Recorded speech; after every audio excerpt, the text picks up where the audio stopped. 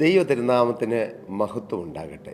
കർത്താവായ യേശു ക്രിസ്തുവിൻ്റെ നിസ്തുലമായ നാമത്തിൽ നിങ്ങൾക്ക് ഓരോരുത്തർക്കും, പ്രത്യേകാൽ പ്രിയ മാതാപിതാക്കൾക്കും സഹോദരീ സഹോദരങ്ങൾക്കും യൗവനക്കാർക്കും കുഞ്ഞു കുട്ടികൾക്കും എൻ്റെ എളിയ സ്നേഹവന്ദനം.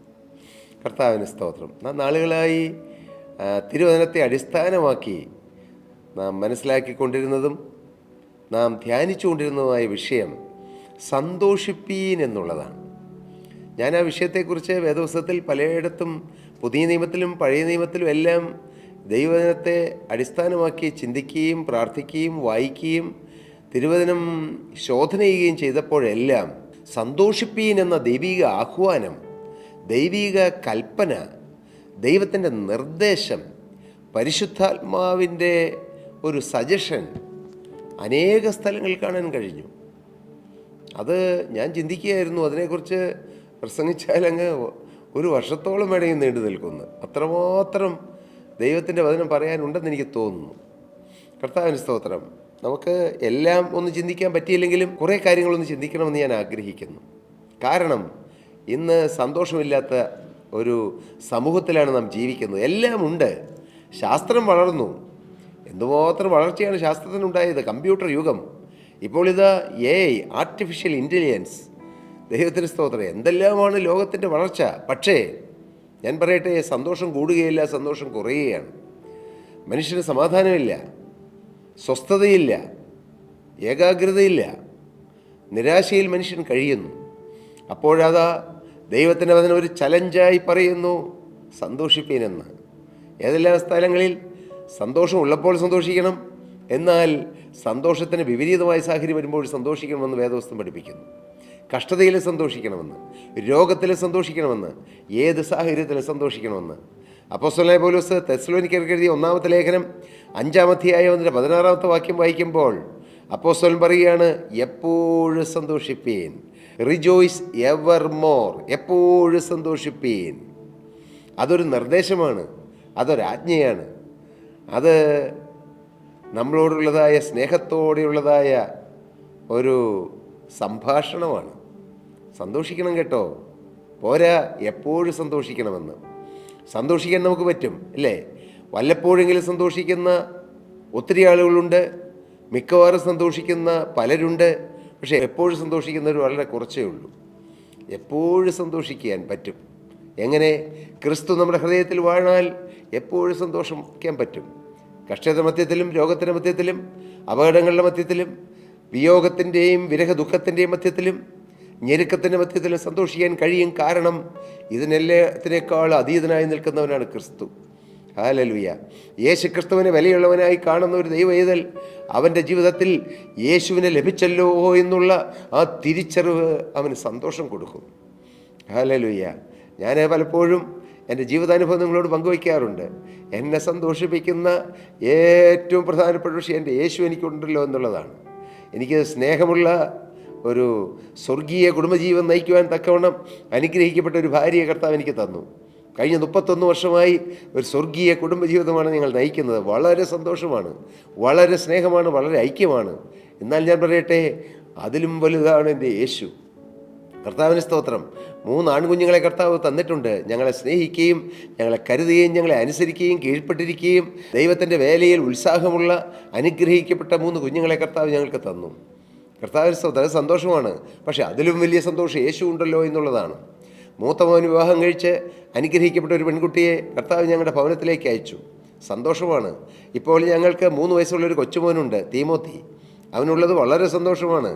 ഞങ്ങൾക്ക് മാത്രമല്ല, ഞങ്ങളുടെ മാതാപിതാക്കൾക്കും ഞങ്ങളുടെ കുടുംബത്തിൽ തന്നെ അവനൊരു സന്തോഷമാണ്. പക്ഷേ അതിലും വലിയ സന്തോഷമാണ് യേശു ക്രിസ്തു. കർത്താവിന് സ്തോത്രം. ഞങ്ങൾക്ക് അനുഗ്രഹിക്കപ്പെട്ട മാതാപിതാക്കളെ തന്നു. ദൈവത്തെ സ്നേഹിക്കുന്ന, ദൈവത്തിൻ്റെ വചനം പ്രമാണിക്കുന്ന, ദൈവവചനത്തോട് ദാഹമുള്ള, യേശുവിൻ്റെ വചനത്തോട് ദാഹത്തോട് നിൽക്കുന്ന മാതാപിതാക്കളെ തന്നു. ഞാനത് പറയാൻ കാരണം, പീസ് മൗണ്ട് ഇൻ്റർനാഷണൽ മിനിസ്ട്രിയിൽ എല്ലാ 2-ാമത്തെ വെള്ളിയാഴ്ചയും മുഴുരാത്രി പ്രാർത്ഥനയുണ്ട്, ഓൾ നൈറ്റ് പ്രയർ. വെള്ളിയാഴ്ച വൈകിട്ട് 6 മണിക്ക് തുടങ്ങിയാൽ പിറ്റേ ദിവസം ശനിയാഴ്ച രാവിലെ 6 മണിക്കേ കഴിയൂ. ഞങ്ങളുടെ മാതാവും പിതാവും തലേ ദിവസം വൈകുന്നേരം ഒരു 5:30 കഴിയുമ്പോഴേക്കും യാത്രയായി പോരും, വീട്ടിൽ നിന്ന് പോരും. 87 വയസ്സാവാറായി പിതാവിന്, 85 വയസ്സാവാറായി അമ്മയ്ക്ക്. പിറ്റേ ദിവസം രാവിലെ 6 മണി ആകുമ്പോഴേക്കും തീരും. പക്ഷേ ഈ പ്രാർത്ഥനാ ഹോളിലെ പല ക്രമീകരണങ്ങളൊക്കെ ചെയ്ത് ചിലപ്പോൾ 7 മണി 7:15 ആവും ഞങ്ങൾ പോകുമ്പോൾ. അതുവരെയും ഞങ്ങളുടെ മാതാവും പിതാവും 10-13 മണിക്കൂറോളം ഇവിടെ ഇരിക്കും. മുഖത്ത് വാട്ടമില്ല, സന്തോഷമാണ്, ആനന്ദമാണ്. കർത്താവിന് സ്തോത്രം. അങ്ങനെയുള്ള മാതാപിതാക്കൾ ദൈവം കൃപയാൽ ഞങ്ങൾക്ക് തന്നു. അത് സന്തോഷമാണ്. പക്ഷേ അതിലും വലിയ സന്തോഷമാണ് യേശു അനുഗ്രഹിക്കപ്പെട്ട സഹോദരങ്ങളെ തന്നു. എന്നെ സ്നേഹിക്കുകയും എന്നെ കരുതുകയും ചെയ്യുന്ന സഹോദരങ്ങളെ തന്നു. അത് സന്തോഷമാണ് എനിക്ക്. പക്ഷേ അതിലും വലിയ സന്തോഷമാണ് എൻ്റെ യേശു അനുഗ്രഹിക്കപ്പെട്ട ഒരു ജോലി എനിക്ക് തന്നു. എൻ്റെ സഹോദരൻ നടത്തുന്ന ഡെൻ കെയർ എന്ന സ്ഥാപനത്തിൽ ഏതാണ്ട് വർഷങ്ങൾ അതിൻ്റെ മാനുഫാക്ചറിങ് ഡയറക്ടറായും പിന്നീട് ഇൻ്റർനാഷണൽ ഓപ്പറേഷൻ ഡയറക്ടറായും പിന്നീട് ദൈവത്തിൻ്റെ സ്തോത്രം ചീഫ് സെയിൽസ് ആൻഡ് മാർക്കറ്റിംഗ് അഡ്വൈസറായും ജോലി ചെയ്യുന്നു. ഇപ്പോഴും ഞാനവിടെ ജോലി ചെയ്തുകൊണ്ടിരിക്കുന്നു. ഉന്നതമായ ജോലി തന്നു. ആ ജോലിയോടനുബന്ധിച്ച് അനേക രാജ്യങ്ങളിൽ യാത്ര ചെയ്യുവാൻ എനിക്ക് കൃപ തന്നു. കർത്താവിന് സ്തോത്രം. ഉന്നതരായ ആളുകളുമായി സംസാരിപ്പാനും എടുക്കാനും കൃപ തന്നു. നല്ല ഉന്നതമായ ശമ്പളം എനിക്ക് തന്നു. ജീവിതത്തിൻ്റെ നിലവാരമെല്ലാം കൂടി എനിക്ക് സന്തോഷമാണ്. കർത്താവിന് സ്തോത്രം. പക്ഷേ അതിലും വലിയ സന്തോഷമാണ് എനിക്ക് യേശു ഉണ്ടെന്നുള്ളതിൽ. ഹല്ലേലൂയ. എനിക്ക് യേശു ഉണ്ട് ഈ മരുവിൽ എല്ലാമായെന്നും എന്നരികിൽ. ഞാനിപ്പോൾ ആദ്യം പറഞ്ഞ എല്ലാ അനുഗ്രഹങ്ങളും എപ്പോൾ വേണമെങ്കിലും എൻ്റെ ജീവിതത്തിൽ നിന്ന് മാറിപ്പോകാം. പക്ഷേ മാറാത്തൊരുവനുണ്ട്, എൻ്റെ യേശു. ഹല്ലേലൂയ. യേശു മാറുകയില്ല, മറയുകയില്ല. ദൈവസ്നേഹം മാറുകയില്ല, മറയുകയില്ല. ആപത്തിൽ ഓടി ഒളിക്കുകയില്ല. പാട്ടുകാരൻ പാടി. കർത്താവിന് സ്തോത്രം. എപ്പോഴും നിന്നോട് കൂടെ മകനെ, നിന്നോട് കൂടെ ഇരിക്കുന്ന ഒരു ദൈവം ഉണ്ടെന്നാണ് ആ പാട്ടിൻ്റെ അർത്ഥം. ഹല്ലേലൂയ. നമുക്കൊന്ന് ചേർന്ന് പാടി നോക്കാം. ദൈവസ്നേഹം മാറുകില്ല, മറയുകില്ല. ആപത്തിൽ ഓടിയൊളിക്കുകില്ല. എപ്പോഴും നിന്നോടു കൂടെ മകനെ, എന്നാളും നിന്നോടു കൂടെ. വിശ്വസിക്കൂ മകനെ, രക്ഷ നൽകിയിടും. ഞാനത് മുഴുവൻ പാടാൻ ആഗ്രഹിക്കുന്നില്ല. ദൈവസ്നേഹം മാറുകയില്ല, മറയില്ല, ആപത്തിലോടി ഒളിക്കുകയില്ല. കർത്താവിന് സ്തോത്രം. ഹല്ലേലൂയ. ദൈവത്തിന് സ്തോത്രം. അതുകൊണ്ടാണ് ക്രിസ്തുവിൽ സന്തോഷിക്കണം. എപ്പോഴും സന്തോഷിക്കാൻ വക തരുന്നതാണ് ക്രിസ്തു. ഈ ഭൂമിയിലെ നമ്മുടെ സ്വന്തക്കാരോ ബന്ധക്കാരോ പ്രിയപ്പെട്ടവരോ എല്ലാം നമുക്ക് ചിലപ്പോൾ സന്തോഷം തരും, പലപ്പോഴും സന്തോഷം തരും. എന്നാൽ എപ്പോഴും സന്തോഷം തരുന്നവൻ ഒരുവനേ ഉള്ളൂ. അവൻ്റെ പേരെത്രേ?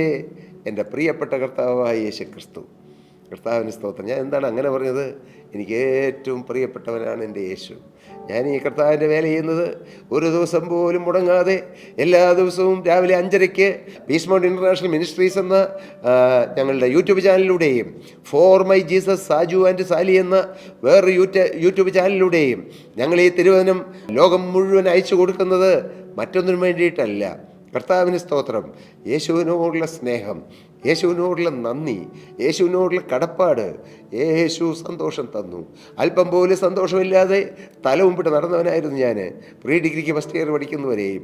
ജനിച്ച കാലം മുതൽ കുടുംബത്തിലെ സാഹചര്യങ്ങൾ എൻ്റെ സന്തോഷം കവർന്നു കളഞ്ഞു. സ്തോത്രം. ഒരു മുഴുപ്രാന്തനായ വല്യാപ്പനെയും ഭ്രാന്ത് ബാധിച്ച് തടി തുളച്ച് ഒരു കാലം അതിലിട്ട് മറ്റൊരു കാലം തൊടലിൽ അഴികളിലേക്ക് പൂട്ടിയിട്ടിരുന്ന ഒരു കൊച്ചപ്പനെ കണ്ടാണ് ഞാൻ വളർന്നത്. പിന്നീട് അങ്ങ് പ്രായമായപ്പോൾ എൻ്റെ സ്വന്തം പിതാവും കൂലിവേലയെടുക്കുന്ന വീട്ടിൽ വെച്ചൊരു ഭ്രാന്തനായി തീർന്നു. ആഹാരത്തിന് മാർഗമില്ല, വസ്ത്രമില്ല.